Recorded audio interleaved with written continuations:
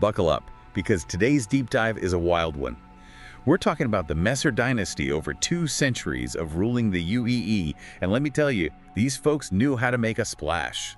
Coups, revolutions, enough backstabbing to make your head spin. It's like a space opera, but with real consequences. Exactly. And you've sent us a ton of incredible excerpts about them, official records, personal diaries, even some smuggled transmissions from those who dared to oppose them. It's a fascinating mix, and it really paints a picture of just how far-reaching the Messers' influence was. So today, we're going beyond the what and digging into the why. How did this one family seize control of a galactic empire? And what ultimately led to their dramatic downfall? The rise and fall of empires is always a captivating topic, right? Right. It's a story that's been told and retold throughout history, but with the Messers, it's like someone hit the fast-forward button on all the drama. And to set the stage, let's rewind back to the year 2546. Ah, yes, 2546. The UEE is still a relatively young empire, still finding its footing after the First Tevarin War. And then, bam, the atrocity of Jeddah. Talk about throwing fuel on the fire. What exactly happened there? I mean, we're talking about a coordinated attack across multiple systems, right? It was a series of devastating terrorist attacks that shook the UEE to its core, and it created this climate of fear, this sense that the young empire was vulnerable. Enter Ivar Messer I, a war hero from the Tevarin conflict, who sees an opportunity in all this chaos.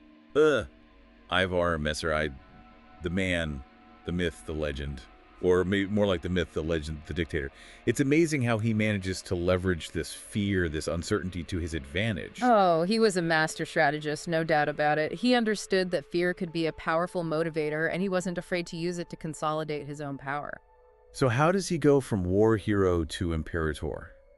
Because we're talking about a complete shift in the UEE's power structure. Right, so at that time, the UEE was governed by the tribunal, the system designed to prevent any one person from amassing too much power. You had the High Secretary, the High Command, and the High Advocate, each with their own responsibilities. Checks and balances sounds familiar. So how does Messer manage to circumvent this whole system? Well, in the wake of the atrocity of Jeddah, he starts pushing for a more centralized government, one with a single leader who can respond swiftly and decisively to threats. He proposes this new position, the prime citizen, and argues that the tribunal is too slow, too bureaucratic to deal with the current crisis. So he's basically using fear as an excuse to grab power. Classic power move. Pretty much. And the thing is, the tribunal, already weakened by internal divisions, they buckle under the pressure. The public is terrified, they want a strong leader, and Messer fits the bill perfectly. And just like that, the tribunal hands over the reins. Did they not see what he was doing? I think some of them did, but by then it was too late. Messer had the support of the people, he had the military on his side, and most importantly, he had momentum. And I'm guessing he didn't just settle for being prime citizen for very long, did he? Not at all. Within a year of the atrocity of Jeddah, he declares himself imperator, absolute ruler of the UEE. Wow, just like that. Talk about a power grab. And he doesn't waste any time consolidating his power either. He takes control of the media, starts pumping out propaganda, really cultivates this image of himself as the savior of the UEE. It's fascinating and terrifying at the same time. He saw an opportunity and seized it, and in doing so, he reshaped the UEE in his image. And that's how the Messer dynasty was born, from the ashes of a crisis, fueled by fear and ambition. And let me tell you, that's just the tip of the iceberg. The story of the Messers is full of twists and turns that would make even the most outlandish space opera blush. And you know what they say about absolute power, don't you? Corrupts. Absolutely. Yeah, I think we're about to see that played out on a galactic scale. Yeah. So Ivar establishes this dynasty, but what about the kids? Do they follow in dear old dad's footsteps, or do they try to shake things up a bit? Well, it's a mixed bag, really. You've got some who embrace the whole iron-fisted ruler thing, and then you've got others who try to, well, let's just say soften the Messer image a bit. Soften the image. Okay, so we're talking PR campaigns, maybe a few charitable donations to smooth things over. Oh, it goes way beyond that. Take Deacon Visek, for example. Ivar's son. He takes over in 2592, and what does he do? Starts implementing all these reforms, increase taxes on the wealthy, social programs for the less fortunate. He even makes this big push for exploration and terraforming. Whoa, hold on. This is a Messer we're talking about, right? The same family that built its empire on fear and control? Are we sure there wasn't some kind of mistake? Nope, that's Deacon II for you. A real anomaly. It's like he looked at his father's legacy and thought, yeah, we need to change things up a bit. So what was his game plan? Was he genuinely trying to make the UEE a better place, or was this all just a clever act to appease the masses?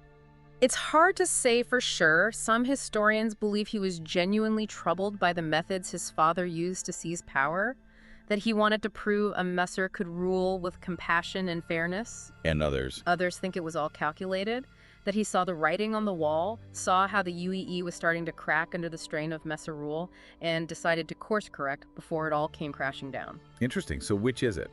Benevolent reformer or shrewd politician? It's the age-old question, isn't it? And the answer, as with most things, is probably somewhere in between. Okay, so we've got Deacon II trying to play the good guy. But what about the rest of the Messer clan? Did they just sit back and let him rewrite the family playbook? Oh, absolutely not. In fact, Deacon II's reign is where things get really interesting, because it's not his reforms that ultimately define his rule, it's the way it ends. How so? Deacon II steps down, voluntarily. Voluntarily. You heard right. Gives up the throne, walks away from absolute power, and to make things even juicier, he hands over the reins to his daughter, Livia III. Wait a minute. An imperator just decides to call it a day. There's got to be more to the story. Was he forced out, blackmailed? Yeah. Maybe a nasty case of space flow. The exact circumstances are still a matter of debate for historians, but one thing's for sure, it caused a major shakeup within the Messer family. I bet it did. And Livia III, she doesn't sound like the type to let a little thing like a power vacuum go to waste. What kind of ruler was she? Let's just say Livia III had a very different management style than her dad. Control, that was her thing. Control, huh? Yeah. So are we talking about micromanaging every planetary governor, or did she have a more, shall we say, hands-on approach? Think Big Brother on a galactic scale. Livia expanded the advocacy, the Messer secret police force. She gave them more resources, more authority, and turned them into this incredibly efficient surveillance machine. Facial recognition everywhere, data monitoring on a level that would make our current tech look like child's play. And how did the people feel about this? I mean, nobody likes the feeling of being watched 24/7. There were whispers, of course, rumblings of discontent, but Livia was very good at silencing dissent before it could gain any real traction. And you can't forget, the Messers had been in power for a while now. Generations had grown up under their rule. It was just the way things were. That's a scary thought, to grow up in a society where you just accept that level of control as normal. But eventually, something had to give, right? People don't just accept tyranny forever. You're right, and that brings us to the beginning of the end for the Messer dynasty. Linton Messer is last of the Messer imperators, and let's just say, he wasn't exactly known for his restraint. This is the guy who takes the Messer playbook and throws it out the airlock, right? Yeah. Goes all in on the whole absolute power thing. Oh, absolutely. Linton XI was greed and ambition personified. He surrounded himself with yes-men, ignored any advice that didn't involve increasing his own wealth or power. So what's the catalyst? What finally tips the scales against him? A little planet called Garin II. Garin II, right? The site of that infamous massacre. This is where the whole Messer House of Cards comes crashing down. Garin II was a gold mine, or at least it had the potential to be. Prime candidate for terraforming. Could have been another Earth. But there's a problem. Let me guess. It wasn't actually uninhabited like the official reports claim. You got it. There were rumors, whispers of an indigenous species, something truly unique, but Linton XI, he didn't care. He saw dollar signs, and nothing was going to get in the way of that, not even genocide. He went through with the terraforming, knowing full well there were people, beings, down there. Knew and didn't care. He awarded the terraforming contract to, you guessed it, a company with close ties to the Messer family, and the rest, as they say, is history. So how does this all go down? How does the truth about Garin II come out? Remember Tide. That group that we talked about earlier, the ones working in the shadows to undermine the Messers, they somehow got their hands on footage of the massacre. Footage, like actual video evidence of what Linton the Elk had done. The real deal. And they didn't just leak it to some underground news network. Oh no, they got it broadcasted across every channel in UEE space. Imagine this, you're sitting at home, watching your daily dose of Messer propaganda, and suddenly, boom, the screen goes fuzzy, and then there it is, in all its horrifying detail, the truth about Garin II. I'm getting chills just thinking about it. The audacity of it all, the timing, what was the fallout like? It was like someone had lit a match to a powder keg. Riots erupted across UEE space. People who had been willing to tolerate the Messers' corruption, their cruelty, even their blatant disregard for human life, they couldn't stomach this. This was different. This was genocide. And it's the final nail in the Messer coffin, isn't it? It was the beginning of the end. The revolution had begun. The public had lost all faith in the Messers, and even those within the government, within the military, they could see which way the wind was blowing. And Linton XI, what becomes of him in all of this? Does he go down fighting, or does he make a run for it? That's another Messer mystery for you. In the chaos of the revolution, Linton XI meets an untimely end. Some say he was assassinated by his own guards, others that he was captured and executed by a mob of angry citizens. The truth, like so much about the Messers, has been lost to history. It's amazing, isn't it? How this dynasty that seems so untouchable, so inevitable, could crumble so quickly. It really shows the power of, well, the power of the people. It's a cautionary tale, isn't it?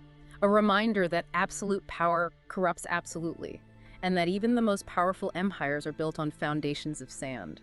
And that sometimes all it takes is a single event, a single act of unspeakable cruelty to bring it all crashing down. So the next time you look up at the stars and marvel at the vastness of the UEE, remember the Messers. Remember Garen II. Remember that freedom is a fragile thing, something that must be constantly fought for and defended, because the past has a way of repeating itself if we let it.